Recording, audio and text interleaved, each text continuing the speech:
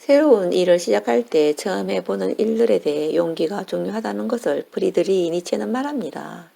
두려움은 고통보다 더 큰 고통이다. 사람들은 칼날에 찔리는 것이 아니라 진리에 찔린다. 우리의 생각이 우리의 삶을 만들고 우리가 행복해지려면 자신의 생각을 바꿔야 하고 가장 강한 것은 홀로 서는 것이고 가장 아름다운 것은 사랑 안에 서는 것으로 인간이란 깊은 곳에서는 모두 같고 그러나 표면에서는 다르다라고 말합니다.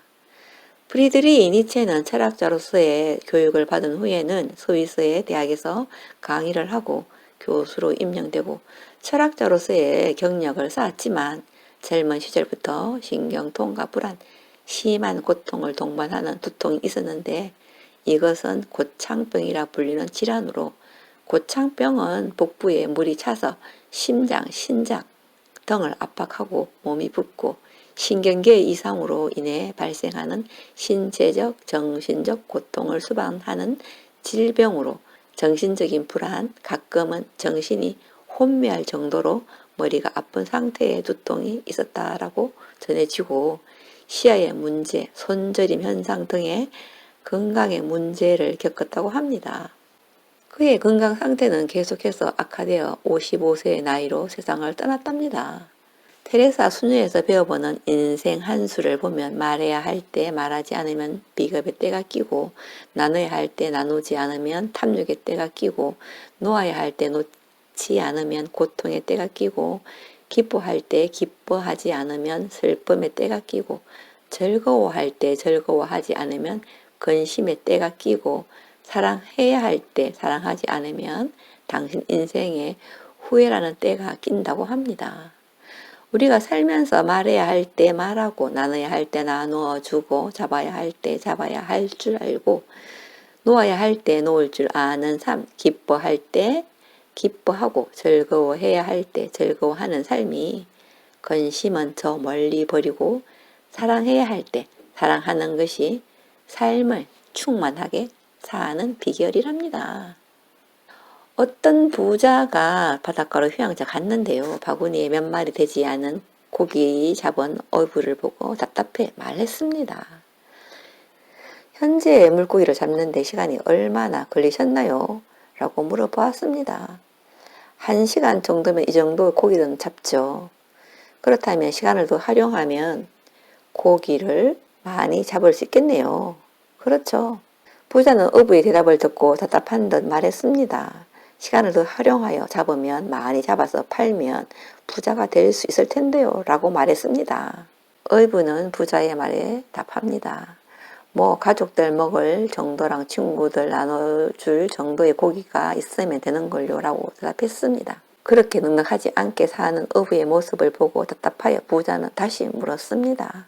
그럼 남은 시간에는 무엇을 하며 어떻게 지내실까요? 물음에 답합니다. 낮잠도 자고 아이들과도 놀고 아내와도 놀고 저녁에는 산책하다 친구를 만나면 술도 한잔하고 기타도 치고 뭐 이러고 보내오지요 라고 말했습니다. 이 말을 들은 사업가 부자는 부자가 되기 쉬운데 라며 말했습니다. 저를 잘 아실지 모르겠지만 저는 카이스트를 졸업하고 미국 하버드를 졸업해 인맥이 좋아서 당신이 원한다면 제가 아저씨를 도와드릴 수 있을 것 같습니다. 예를 들면 아저씨가 잡은 물고기를 소비자에게 직접 팔도록 도와줄 수 있고 나중에 통조림 공장을 열게 해드릴 수도 있고 그러면 결국 아저씨는 생산에서 가공까지 하고 나아가서 유통까지 이르는 모든 과정을 손에 넣을 수 있고 그리고 살고 계시는 지역은 물론 세계로 수출도 할 수 있도록 도움을 줄 수 있습니다. 라고 말했습니다. 어부는 관심을 가지며 다음 질문을 합니다. 그렇게 하는데 시간이 얼마나 걸릴까요? 라는 물음에 한 10년에서 20년 정도면 됩니다. 그럼 다음에는 어떻게 되나요? 부자는 자신감 넘치는 표정으로 말했습니다. 많은 돈을 벌게 되면 가장 중요한 부분으로 주식을 상장시키고 주식을 팔아 엄청난 부자가 되는 거죠. 라며 사업가는 자신 있게 말했습니다. 그러자 어부는 한 번 더 질문합니다. 그렇다면 많은 돈을 갖게 되면 다음에는 뭘 하면 될까요? 다음은 은퇴해서 바닷가 근처에 별장을 짓고 별장을 지은 다음에는 낮잠 좀 자고 아이들과도 놀고 아내와도 놀고 저녁에는 산책하다 친구를 만나면 술도 한잔하고 친구들하고 놀고 기타도 치고 뭐 그러고 보내는 거죠. 라고 대답했습니다. 그 말을 들은 어부는 제가 지금 그러고 살고 있는데요. 라고 대답했답니다. 나이가 들면 얼이 담긴 것이 얼굴인데 눈은 사물을 보아도 보는 대로 침침하고 귀는 귀대로 잘 들리지 않고 코는 코대로 불편하고 입은 입대로 맛의 기능도 떨어져 불편한 곳이 하나 둘이 아닌 노년입니다. 우리가 사는 것은 눈으로 보이는 게 다가 아니고 귀로 듣는 것이 다가 아니듯이 귀로 듣는 것, 냄새 맡을 수 있는 것, 이것은 내 의지와 무관하게 들리고 보이고 냄새 맡을 수 있지만 내 입으로 말하는 말만은 내 의지로 통제 가능한 것이랍니다. 구겨진 옷은 다림질하면 되고 넘어지면 일어나면 되고 몸에 생긴 상처는 치료받으면 되지만 그러나 마음에 난 상처는 치유되기가 어려운데요. 한 번뿐인 인생길에서 내가 만나는 사람들에게 나부터 친절한 말로 하는 말, 미소가 있는 얼굴로 만나면 반가운 사람, 다시 만나고 싶은 사람, 함께 바라보고 함께 걷고 싶은 사람이 되길 소망합니다. 그렇게 되기 위해서는 지갑은 열고 말은 적게 하고 공감해주는 마음이어야 할 텐데요. 저도 잘 되지 않는 것이 많이 있지만 그 중에서도 더욱 힘든 것은 내 주장인데요. 내 주장은 내려놓고 상대방의 의견을 존중해 줘야 할 텐데요.